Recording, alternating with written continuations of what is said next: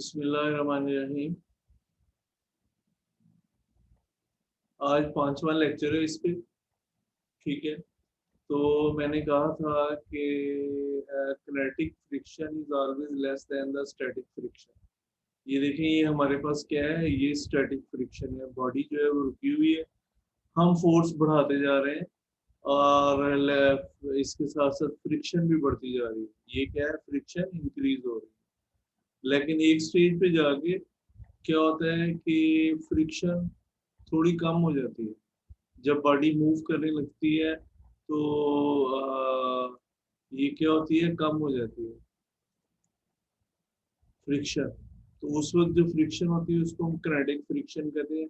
तो जब वो मैक्सिमम हो जाती है फ्रिक्शन, तो बॉडी अबाउट टू मूव, तो इसको हम लिमिटिंग फ्रिक्शन कहते हैं। क्या कहते हैं, लिमिटिंग फ्रिक्शन। पहले बुक में थी, अब नहीं है फिगर, लेकिन आपको ये हेल्पफुल है ये बताने में कि जब बॉडी मूव कर रही है फ्रिक्शन कम हो जाती है। क्या हो जाती है, फ्रिक्शन कम हो जाती है। ठीक है, अच्छा जी। फैम is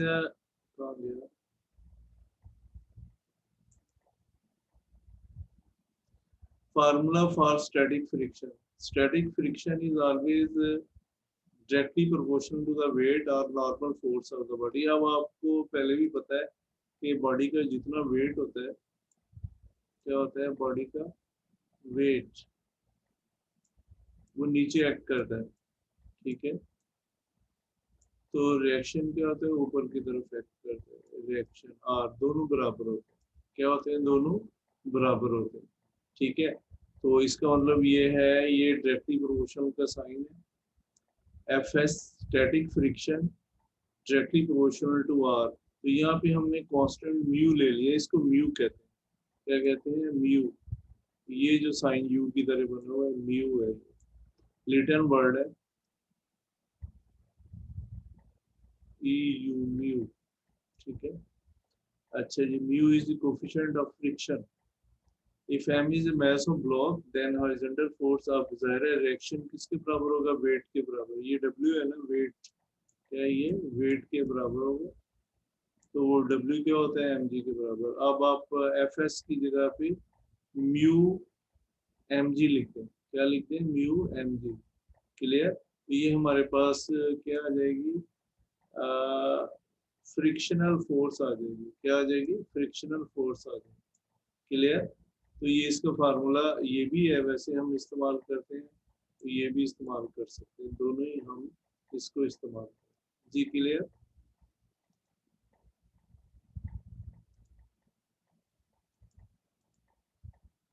advantage of friction. Friction का फायदा क्या है, if we walk on the ground due to friction, we walk we can walk on the ground due to friction। कहता है रगड़ की वजह से हम चल सकते हैं। अगर जमीन पे पानी ज्यादा हो तो क्या है कि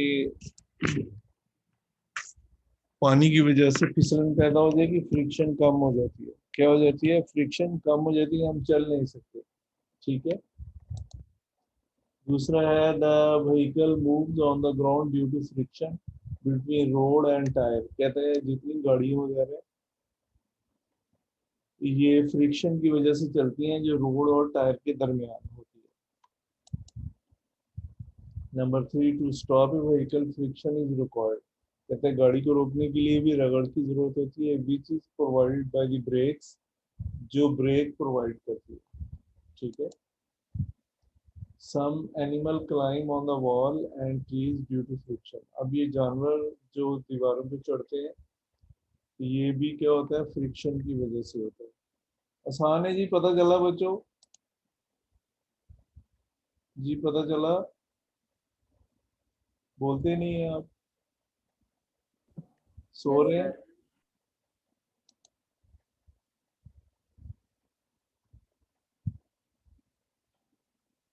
अच्छा जी,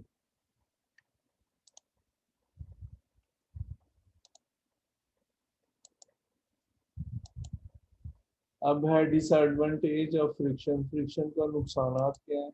सबसे पहले, friction is not desirable because part of machines, tyre of car, cycles and other vehicle are wear out। ठीक है, कहता है ये टुकड़े टुकड़े हो जाते हैं फ्रिक्शन की वजह से, यानी फट जाते हैं ड्यू टू फ्रिक्शन, फ्रिक्शन की वजह से। एनर्जी इज वेस्टेड, एनर्जी ज़ाया होती है to overcome the resistance again friction. कहते हैं फ्रिक्शन के पे ओवरकम करने के लिए क्या है, हमें एनर्जी जो है वो क्या होती है, ज़ाया होती है। Show friction is reduce, friction जो है वो क्या होती है, कम हो जाती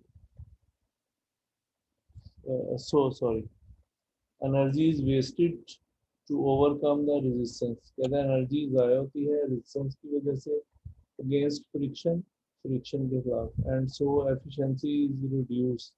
एफिशिएंसी का मतलब कारकर्दगी इसकी जो है वो कम हो जाती है।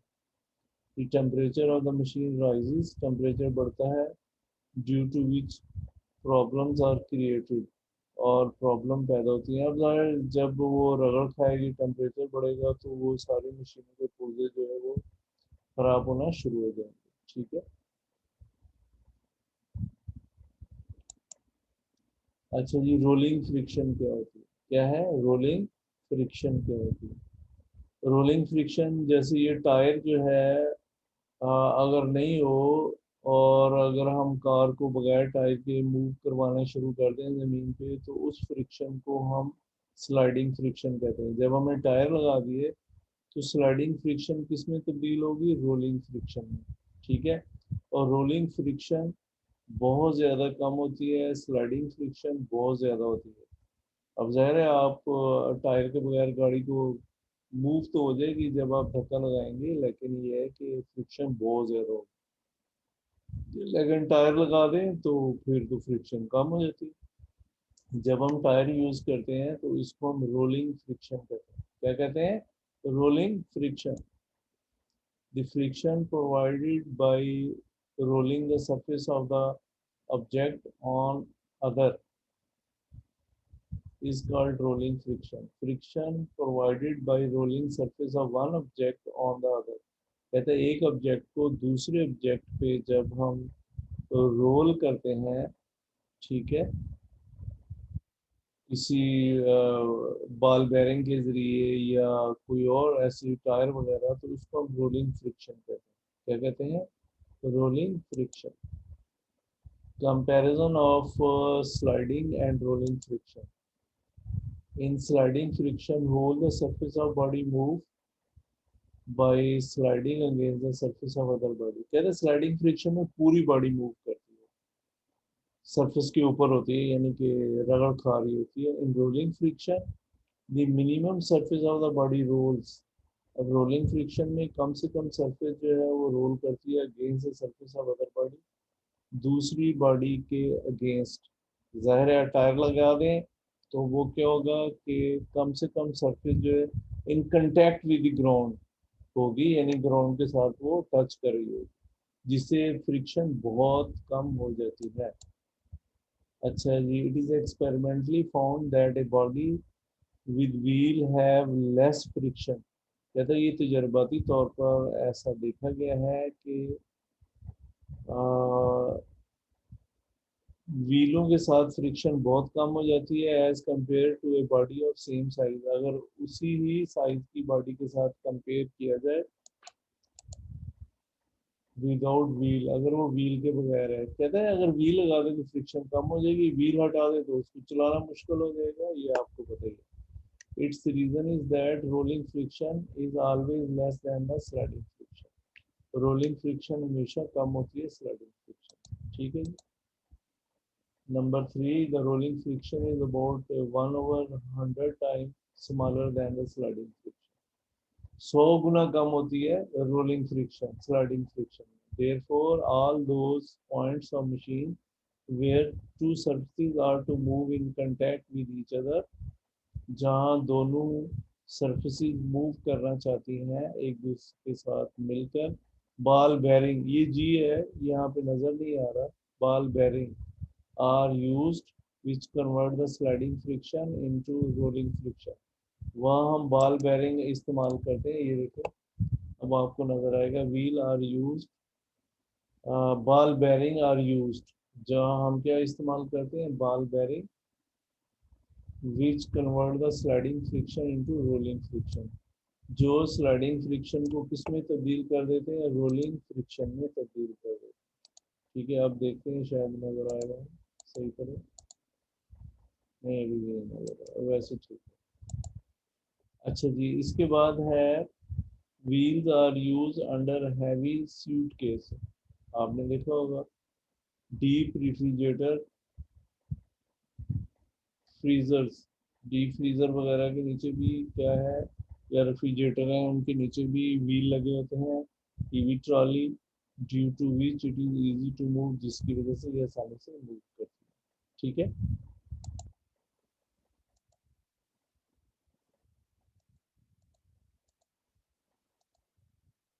अच्छा, ये method to reduce friction, friction को कम कैसे किया जाता है, the part which slide against one another are highly polish. अब जो वो इसे जो एक दूसरे के साथ टच कर रहे हैं उनको पॉलिश किया जाता है, बहुत ज्यादा चमकाया जाता है। To use lubricant like oil and grease, अब हम ऑयल और ग्रीस इस्तेमाल करते हैं। ठीक है।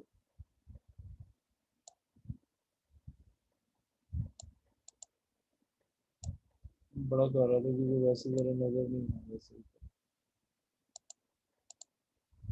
अच्छा जी, to use lubricant like oil and grease between the part of the machineries, हम लुब्रिकेंट, लुब्रिकेंट का मतलब ग्रीस वगैरह या ऑयल, उससे ये होता है कि सरफेस जो है वो स्लिपरी हो जाती है, मूव करना आसान होता है। Sliding friction is converted into rolling friction by using ball bearing.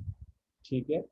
The front side of the wheel, vehicle, aeroplane and ship are shape wedge like, मतलब ऐसे एक वेज की तरह बना देते हैं, आगे से बारीक होती है और पीछे को बढ़ती जाती है, एंड पॉइंटेड। ठीक है। so that minimum friction is offered by the air or water, friction कम से कम हो जाती है, मतलब कैसे बना देते हैं वो ये बात कर, ये इस तरीके से।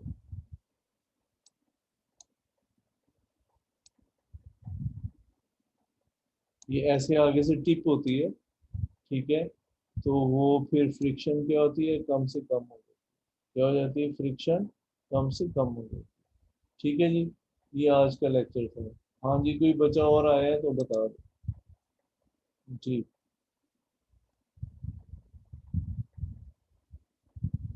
ठीक है जी, ये आज का लेक्चर था, इतना ही काफी है।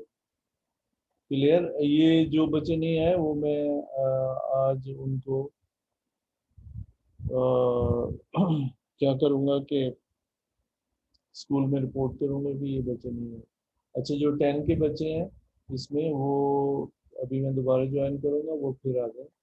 और बाकी जो बच्चे हैं वो क्या करें कि छुट्टी कर सकते हैं। चलो, थैंक यू। कुछ पूछना है तो पूछ लें। जी बच्चों, कुछ पूछना है। चलें, शुक्रिया। अभी मैं 10 के लिए दोबारा ज्वाइन करूँगा।